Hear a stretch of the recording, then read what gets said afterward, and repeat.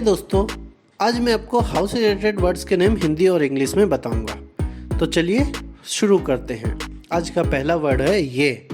इसे हिंदी में मकान कहते हैं और इंग्लिश में हाउस कहते हैं। इसे हिंदी में कमरा कहते हैं और इंग्लिश में रूम कहते हैं। इसे हिंदी में बड़ा कमरा कहते हैं और इंग्लिश में हॉल कहते हैं। इसे हिंदी में बैठक कक्ष कहते हैं और इंग्लिश में लिविंग रूम कहते हैं। इसे हिंदी में शयन कक्ष कहते हैं और इंग्लिश में बेडरूम कहते हैं। इसे हिंदी में रसोई घर कहते हैं और इंग्लिश में किचन कहते हैं। इसे हिंदी में भोजन कक्ष कहते हैं और इंग्लिश में डाइनिंग रूम कहते हैं। इसे हिंदी में अध्ययन कक्ष कहते हैं और इंग्लिश में स्टडी रूम कहते हैं। इसे हिंदी में तहखाना कहते हैं और इंग्लिश में सेलर कहते हैं। इसे हिंदी में स्नान घर या गुसलखाना कहते हैं और इंग्लिश में बाथरूम कहते हैं। इसे हिंदी में अतिथि का कमरा कहते हैं और इंग्लिश में गेस्ट रूम कहते हैं। इसे हिंदी में अटारी कहते हैं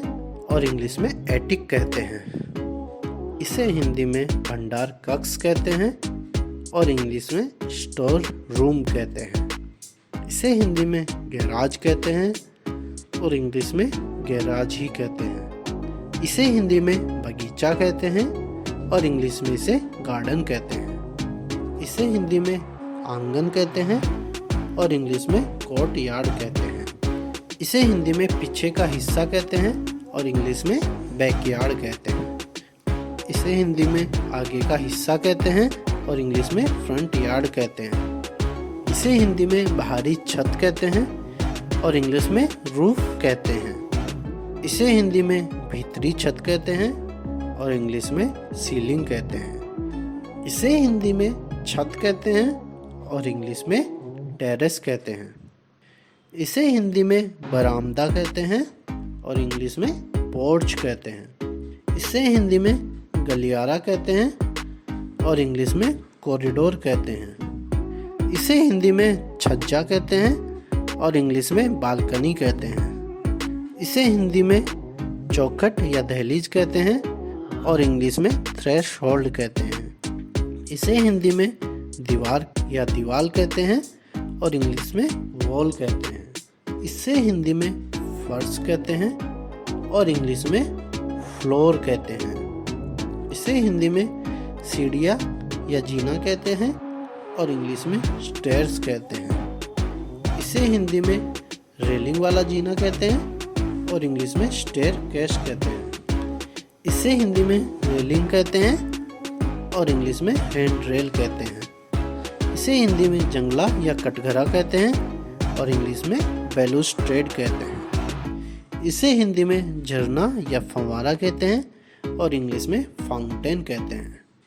इसे हिंदी में घेरा या बाड़ा कहते हैं और इंग्लिश में फेंस कहते हैं। इसे हिंदी में चिमनी या अंगीठी कहते हैं और इंग्लिश में फायर प्लेस कहते हैं। इसे हिंदी में धुआं कक्ष कहते हैं और इंग्लिश में चिमनी कहते हैं। इसे हिंदी में चिमनी पॉट कहते हैं और इंग्लिश में भी इसे चिमनी पॉट ही कहते हैं। इसे हिंदी में रोशनदान कहते हैं और इंग्लिश में स्काई लाइट कहते हैं।